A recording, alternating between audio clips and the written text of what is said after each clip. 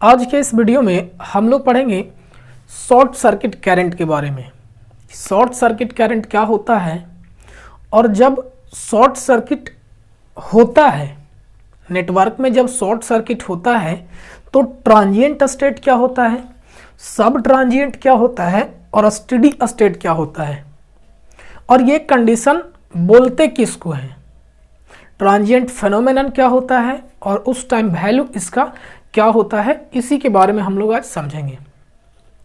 तो सबसे पहले शॉर्ट सर्किट करंट क्या होता है। तो शॉर्ट सर्किट हमने आपको पहले बता दिया है, फॉल्ट आता है तो जब दो वायर के इंसुलेशन क्या होते हैं, फेल हो जाते हैं, उससे हाई अमाउंट में क्या होता है, करंट फ्लो होता है। शॉर्ट सर्किट कहने का मतलब यही होता है कि जब दो कंडक्टर आपस में क्या कर जाए, मिल जाए। ये दो कंडक्टर हैं, ये दोनों आपस में क्या हो गए, मिल गए।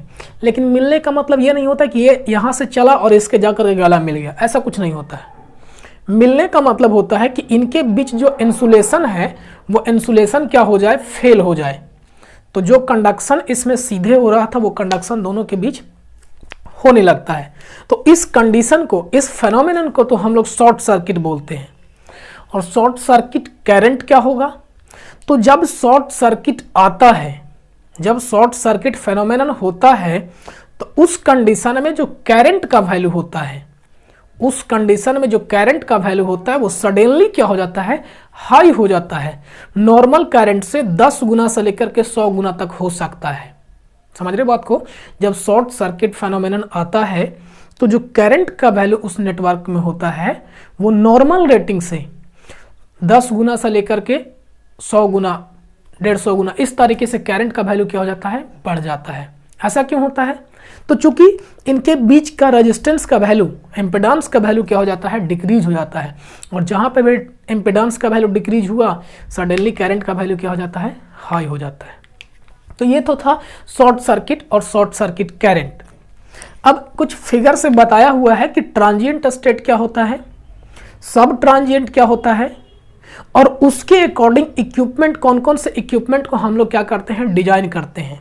मान लिया जाए कि कोई नेटवर्क है, कोई करंट का कंडक्टर है, इसमें कोई डिवाइसेस लगे होंगे, तो इस डिवाइसेस का थर्मल कैपेसिटी होगा, यानी जो हीट को सस्टेन करने का कैपेसिटी होगा वो किस करंट के अकॉर्डिंग होगा। यहाँ पे आपको तीन करंट दिख रहे होंगे, एक जो नॉर्मल करंट है, दूसरा आपको यहाँ पे जो सस्टेनेबल करंट दिख रहा है, और तीसरा जो आपको ट्रांजिएंट स्टेट और सब ट्रांजिएंट स्टेट में करंट का वैल्यू जो दिख रहा है।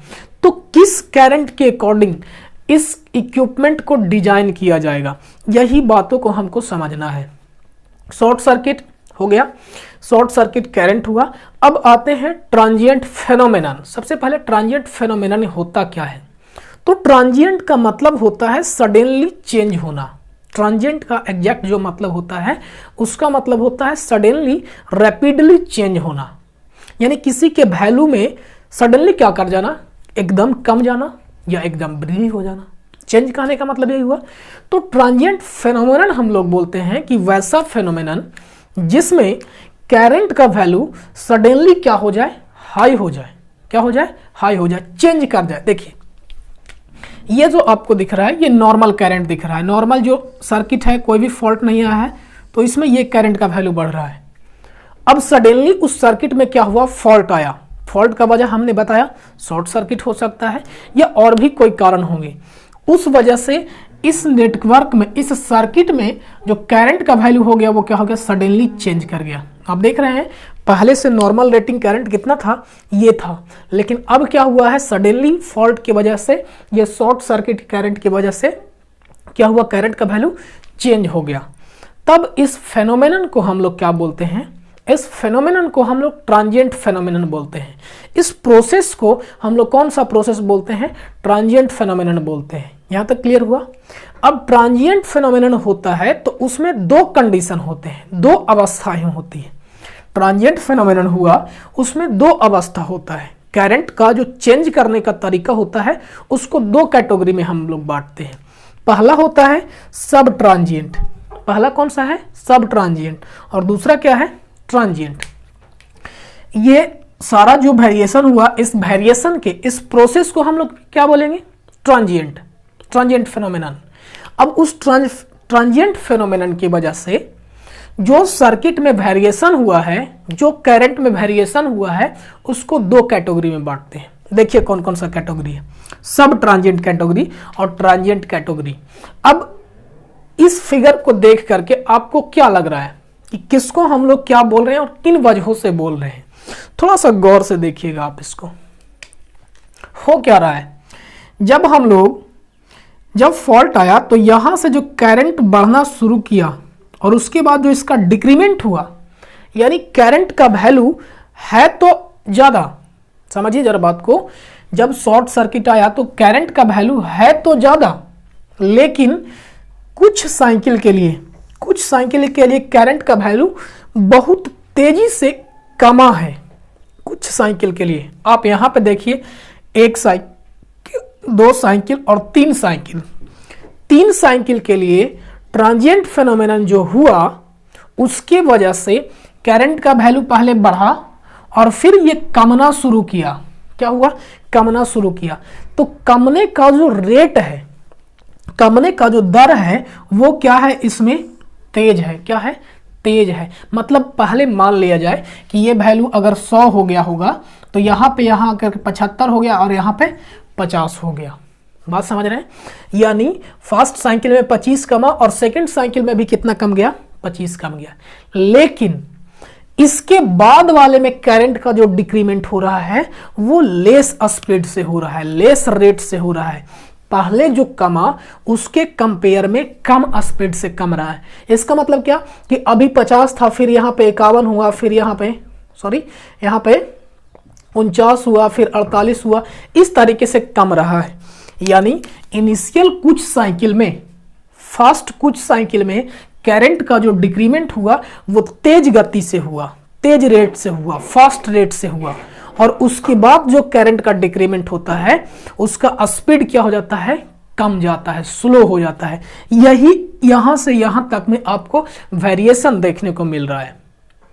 अभी भी जब यहां से लेस स्पीड से करंट फ्लो हो रहा है, करंट कम रहा है, तब भी नॉर्मल के कंपेयर में करंट का वैल्यू यहां पे क्या है? हाई है।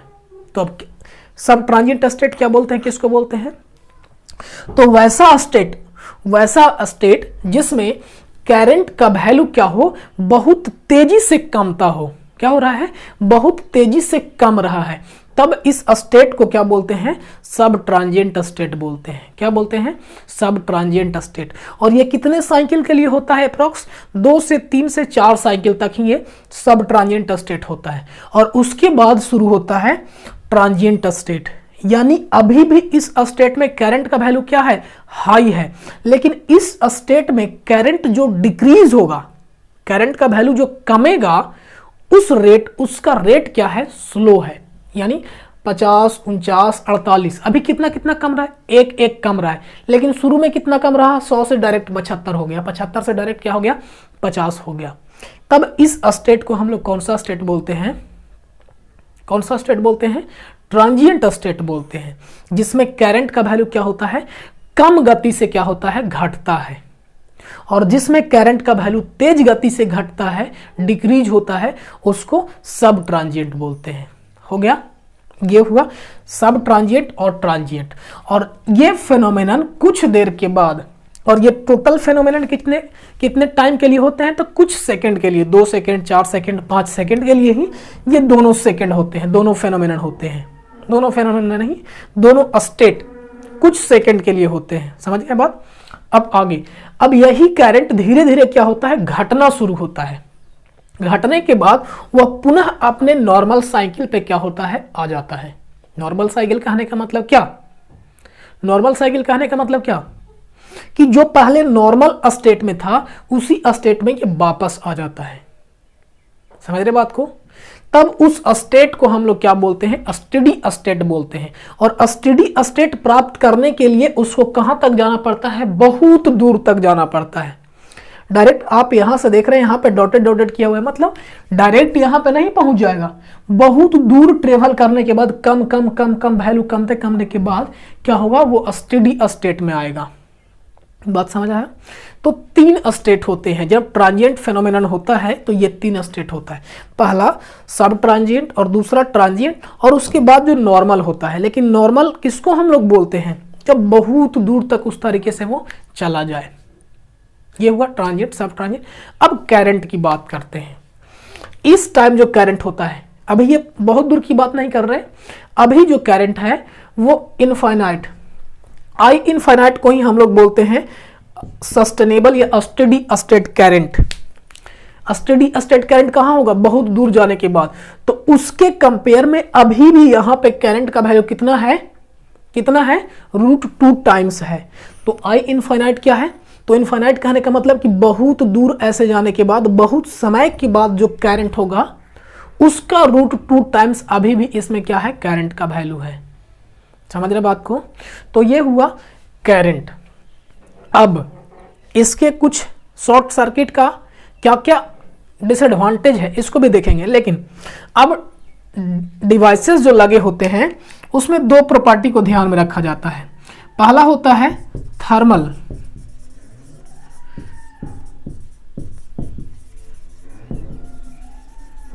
यानी कोई डिवाइस लगा हुआ है, वो डिवाइस कितना थर्मल कैपेसिटी है उसके पास। अब आप खुद सोच सकते हैं कि जब ट्रांजिएंट आया तो करंट का वैल्यू क्या हो गया? सडनली इंक्रीज हो गया। करंट का वैल्यू सडनली इंक्रीज होने की वजह से क्या हुआ? इसकी वजह से क्या हुआ? हीट जो प्रोड्यूस होगा वो बहुत ज्यादा हो जाएगा। नहीं, बिल्कुल। तो हीट ज्यादा प्रोड्यूस होगा जाएगा, तो उसके अनुसार से नहीं ना हम लोग डिजाइन करेंगे इक्विपमेंट को कि उतना हीट को वो सस्टेन कर सके। क्यों? क्योंकि उतना हीट सस्टेन करने के लिए इसके पास कैपेसिटी ज़्यादा होना चाहिए, और कैपेसिटी ज़्यादा होने के लिए इसका कॉस्ट बढ़ेगा और भी दिक्कतें आएगी। तो इस बात को ध्यान में रखते हुए ये वाला जो डिवाइस होता है वो थर्मली स्टेबल होता है, लेकिन किस करंट के लिए? इस करंट के लिए नहीं। कौन सा करंट के लिए? इधर वाला करंट को वो क्या कर सकता है? सस्टेन कर सकता है। यानी जब फॉल्ट आता है, ट्रांजिएंट स्टेट समाप्त होते हैं, तो उसके बाद जो करंट होता है वो करंट को के द्वारा जो हीट प्रोड्यूस होगा उस हीट को ये डिवाइसेस क्या हो सकते हैं? सस्टेन कर सकते हैं, बर्दाश्त कर सकते हैं। इस प्रकार से इसका डिजाइनिंग होता है। यानी थर्मल जो स्टेबिलिटी होता है उसमें वो किसके अकॉर्डिंग डिजाइन किया जाता है? किसके अकॉर्डिंग? तो सस्टेनेबल करंट के अकॉर्डिंग। किसके अकॉर्डिंग? सस्टेनेबल करंट के अकॉर्डिंग। कौन सा सस्टेनेबल है? तो √2 टाइम्स इनटू ये। तो इस करंट के अकॉर्डिंग या बोल सकते हैं स्टेडी स्टेट करंट के अकॉर्डिंग इसका थर्मल कैपेसिटी होता है। लेकिन उस डिवाइस में एक और डिजाइन होता है डायनेमिकली।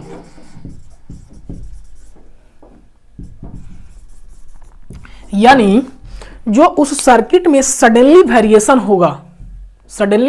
होगा, तो वो किसको सस्टेन करेगा? किसके अकॉर्डिंग कैपेसिटी होता है कि इतना जल्दी जो चेंज कर रहा है उस टाइम उसका जो डायनेमिक्स चेंज हो रहा है, उसके मटेरियल में जो चेंजेज होगा उस करंट की वजह से उसको सस्टेन करेगा।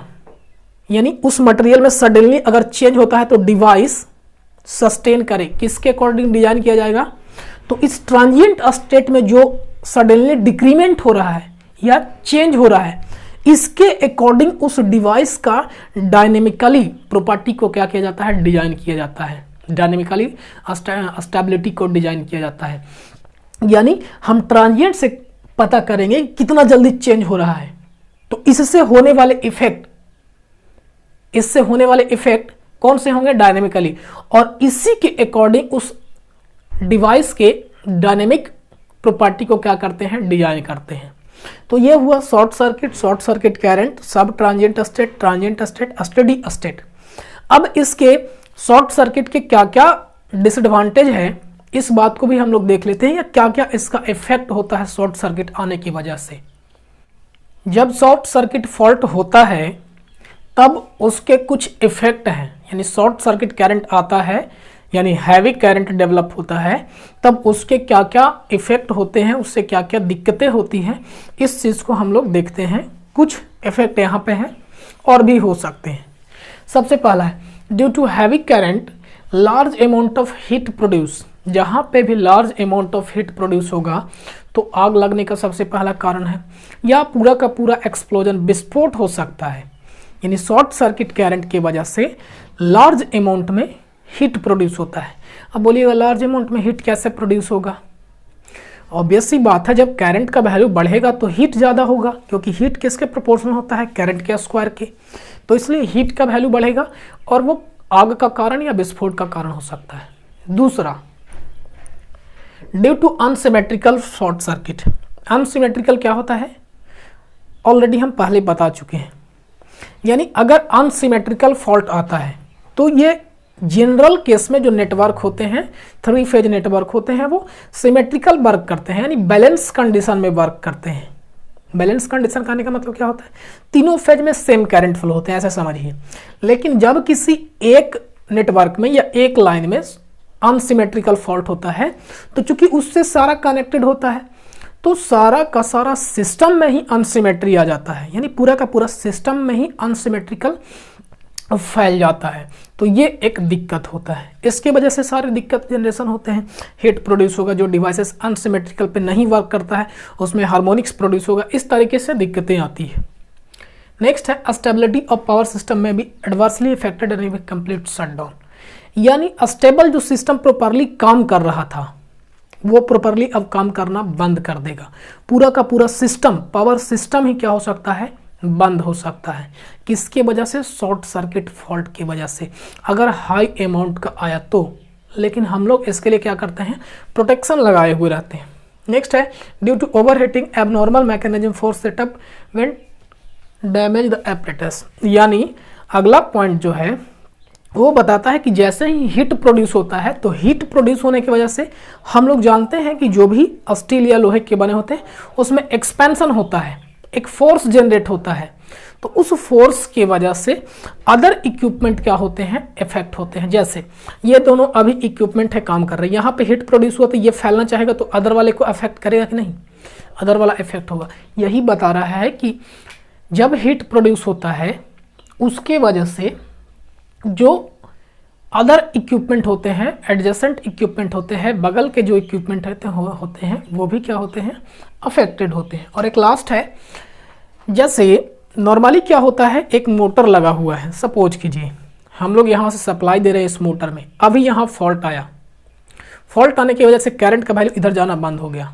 लेकिन क्या ये मोटर तुरंत बंद हो गया?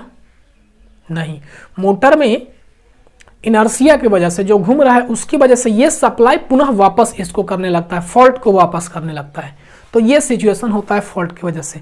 सम time in interconnected system when fault occur then device which is normally take power from the supply start feeding the fault. जो पहले सप्लाई ले रहा था पावर सिस्टम से, अब वही इक्विपमेंट फॉल्ट को क्या कर रहा है? सप्लाई देने का काम कर रहा है।